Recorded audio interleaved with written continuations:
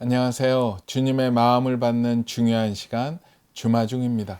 어제는 어떠셨습니까? 잘 지내셨나요? 주님과 함께 주님의 옷자락을 꼭 잡고 끝까지 붙어 다니셨죠? 주님을 놓치는 순간 우리 마음에 주님이 막아주셨던 그 공간이 사라지기 때문에 온갖 것들이 또 안 좋은 것들이 막 들어와서 어지럽히고 힘들게 하는 것 같아요. 끝까지 주님의 손을 붙잡고 주님과 함께 나아가는 우리 모두가 되었으면 좋겠습니다.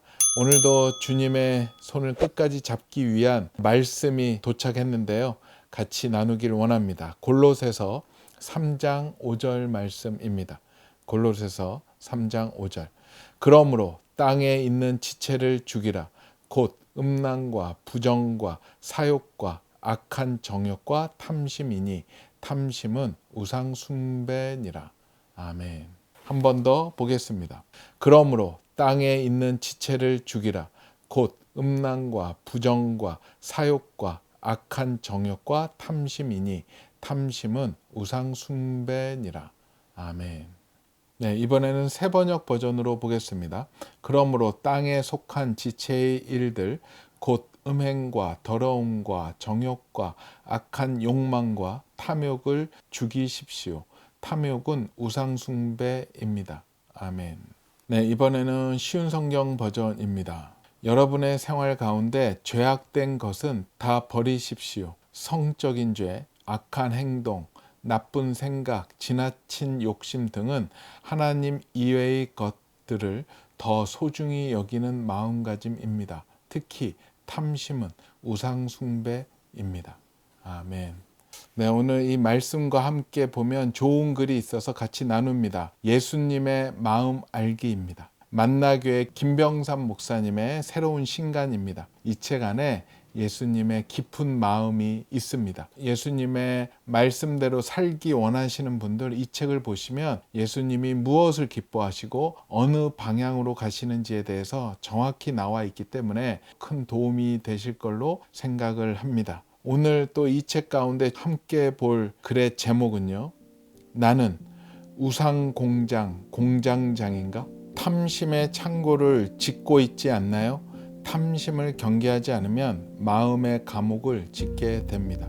미국의 철강 재벌 앤드류 카네기는 33세에 사업가로 성공하고 나에게 쓰는 글이라는 비망록을 쓰면서 부의 축적은 우상 숭배 중에서도 최악에 속한다. 돈을 숭배하는 것보다 사람의 격을 떨어뜨리는 우상은 없다 라고 통찰했습니다. 그러면서 2년 후에는 사업에서 손을 뗄 것이며 오후 시간은 꼭 공부하고 체계적으로 책을 읽으며 보내고 싶다라고 썼지만 결국 그렇게 하지 못했고 오히려 사람의 격을 떨어뜨리는 결과가 그의 삶에서 많이 나타났습니다. 그는 2059개의 도서관을 지어 기부하는 등 큰 일을 많이 했습니다. 그러나 그가 운영하던 제철소의 노동자들은 낮은 임금과 열악한 작업 환경에서 고통당했고 한 노동자는 다른 노동자들을 대변하여 우리가 그에게 바란 것은 도서관 건축이 아니라 임금 인상이라고 인터뷰하기도 했습니다. 그는 좋은 일에 돈을 쓴다고 생각했지만 자기가 소유한 것을 자기 것으로 알고 자기가 원하는 대로 썼기에 그가 일하는 곳에 많은 사람이 어려움을 당했던 것입니다. 돈이 자기 마음속의 우상임을 알면서도 그것을 뿌리 뽑을 방도를 몰랐던 카네기처럼 돈의 위험성을 안다고 해서 이 문제가 쉽게 해결되지는 않습니다. 하나님 앞에서 정직한 존재가 되어 똑바로 서지 않는다면 돈의 유혹을 이기는 것은 무척 어렵기 때문입니다. 어리석은 부자는 늘 내, 나라는 말을 입에 달고 삽니다. 내가 이래서 내가 모은 것을 나를 위해서 쓰기 위해 준비하는 것이죠. 탐심이 있으면 우리 또한 이 어리석은 부자의 말을 계속 반복하여 돈을 내가 나를 위해 쓰고 나의 기쁨을 추구합니다. 그러면서 타인은 관심 받게 되고 내 것을 보호하기 위해 창고를 짓고 성을 쌓기 시작합니다. 어쩌면 당신은 알뜰하게 돈을 모아 집을 넓혀가는 중인지도 모릅니다. 힘들게 번 돈으로 자녀들을 공부시켜 성적이 오르는 보람을 느낄 수도 있겠지요. 목회자 중에는 교회 건물을 잘 지었더니 점점 사람이 많이 찾아와서 즐거워하는 이도 있을 것입니다. 문제는 나를 위해 모으는 인생은 타인에 대한 관심이 줄어들고 자신에게 집중한다는 것입니다. 자신을 위해 준비하는 것들이 결국 높은 성벽이 되어 관계의 단절을 가져옵니다. 조금 더 지나치게 이야기한다면 내 재산이 늘어가고 창고가 차는 것이 기쁨이 되니 이 기쁨을 더 누리기 위해 이런 생각까지 하게 됩니다. 내가 고용한 사람들이 일을 좀 더 해줬으면 좋겠고, 돈을 모으려면 그들의 임금을 올려줘서는 안 될 것 같고, 모은 것을 잃지 않기 위해 돈을 지키는 사람을 세워야 할 것만 같습니다. 예수님은 이것을 탐심이라고 말씀하십니다. 탐심이 있으면 돈을 내가 나를 위해 쓰고 나의 기쁨을 추구합니다. 그러면서 타인은 관심 받게 되고 내 것을 보호하기 위해 창고를 짓고 성을 쌓기 시작합니다. 탐심이 들어가면 주변이 보이지 않고 하나님도 보이지 않습니다. 탐심의 창고를 지을 때마다 마음의 감옥을 짓고 있는 것이지요. 어리석은 부자의 비유가 지적하는 문제는 돈이 많은 것이 아니라 그 많은 돈으로 자기를 위해 창고를 짓는 것입니다. 또 내가 내 영혼에게 이르되 영혼아 여러 해 쓸 물건을 많이 쌓아 두었으니 평안히 쉬고 먹고 마시고 즐거워하자 하니라. 누가복음 12장 19절 말씀.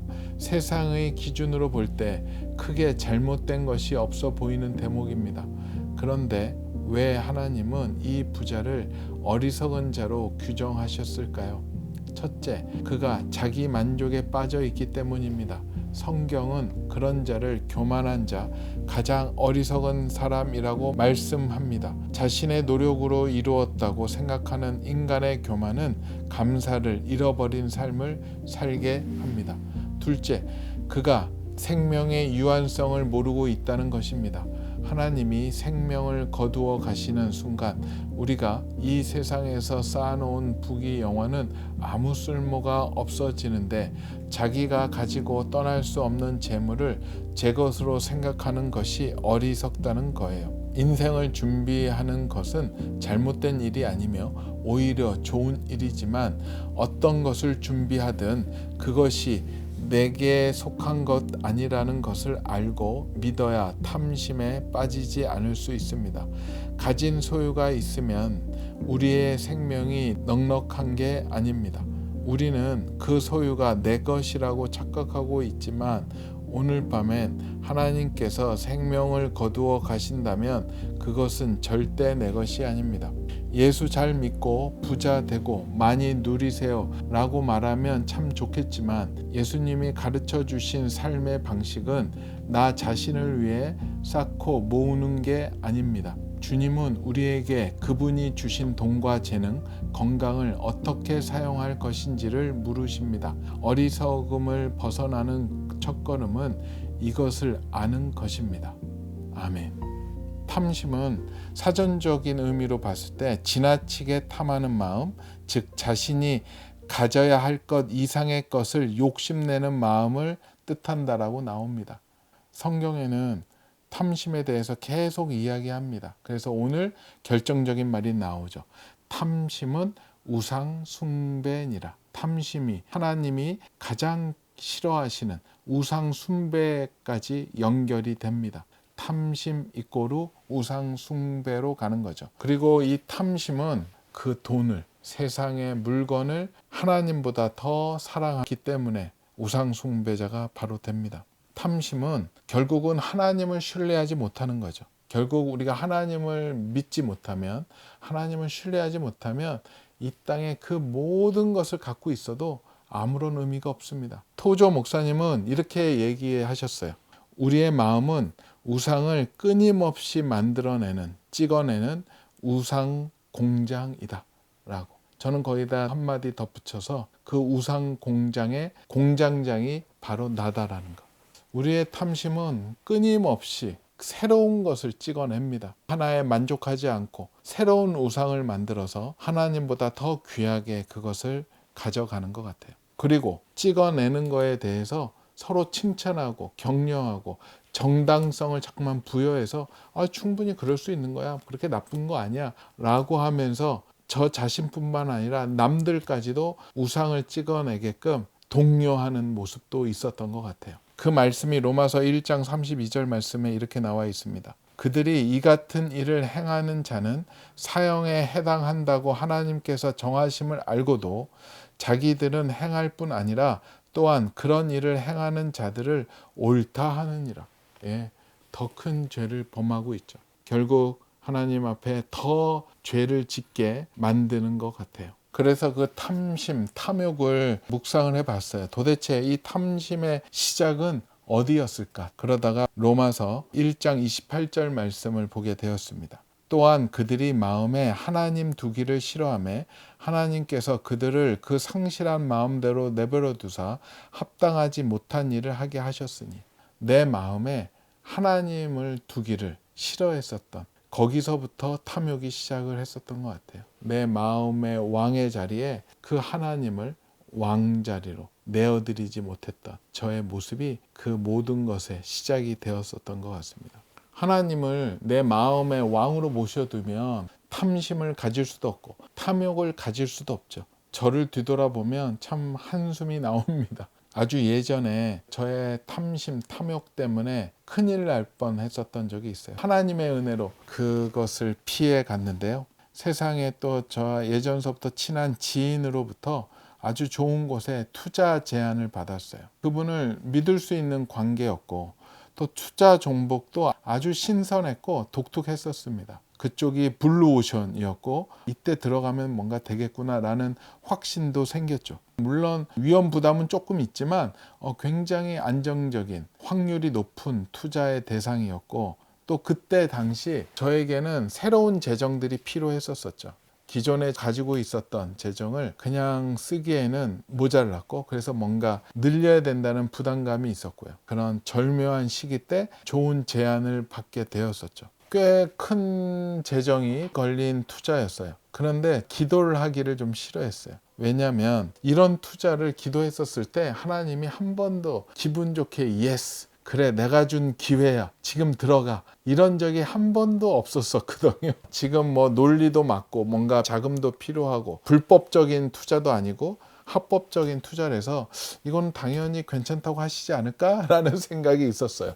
그렇지만 눈을 감고 기도하기에는 부담이 됐어요. 지나고 봤더니 저 마음에 하나님 두기를 싫어한 것 같아요.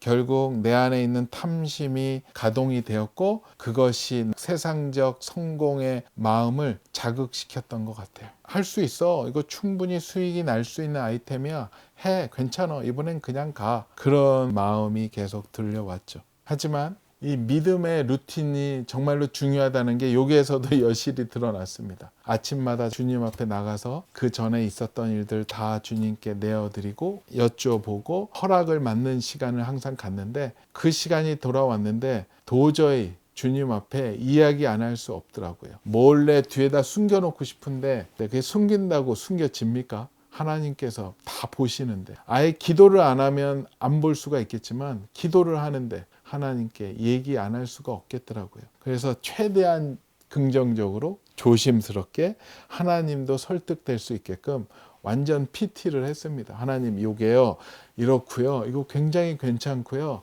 뭐 다른 사람한테 피해 주는 거 없고요, 하나님 나라를 위해서 잘 쓸 수 있을 것 같습니다 라고 하나님께 PT를 그렇게 해 드렸지만 PT 기도는 전혀 효과가 없었던 것 같아요. 그런데 그 기도하고 나서 묵상하고 잠잠히 주님 말씀해 주세요, 주님 말씀이 기억나게 해주세요 라고 기도할 때 한 말씀이 이렇게 슬 이렇게 올라왔습니다.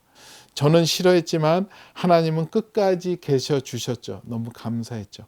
주셨던 말씀이 디모데전서 6장 10절 말씀이셨어요. 돈을 사랑함이 일만 악의 뿌리가 되나니 이것을 탐내는 자들은 미혹을 받아 믿음에서 떠나 많은 근심으로써 자기를 찔렀도다.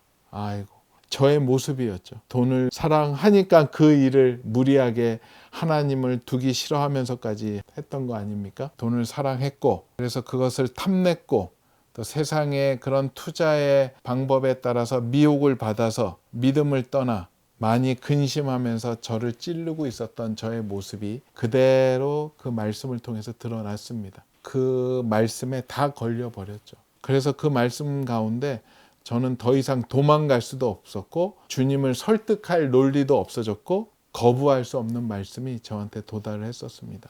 그렇게 해서 따랐죠. 그래서 모든 투자를 거절하고 취소하고, 그리고 욕먹고 항의도 받으면서 아직까지는 입금이 안 된 상태였기 때문에 하지 않았죠. 그리고 하나님께 감사 기도를 올렸습니다. 주님, 또 잠시 놓쳤습니다. 미혹됐습니다. 하나님의 일을 한다라는 명분으로 내 돈을 더 많게 하기 위해서 그런 잘못된 수를 썼습니다. 죄송합니다. 라고 기도를 하게 되었습니다. 미혹된다라는 것, 탐심, 탐욕에 눈이 멀어진다는 것은 순식간이더라고요. 저 안에 있는 악한 탐욕의 또아리를 보게 되었고, 거기에서 이제 떨어져 나왔죠. 그런데 얼마 후에 코로나가 창궐하면서 그 투자 상품이 완전 위기가 왔고 바닥을 치는 계기가 되었었습니다. 오싹하더라고요. 그때 만약에 투자를 했다면 그 투자금 모두 날릴 뻔했었던 그런 상황이었어요. 누가 코로나 사태를 예상했겠습니까? 코로나 때문에 엄청나게 마이너스가 되면서 투자했던 사람들은 거의 다 손해보는 상황이 됐었던 것 같아요.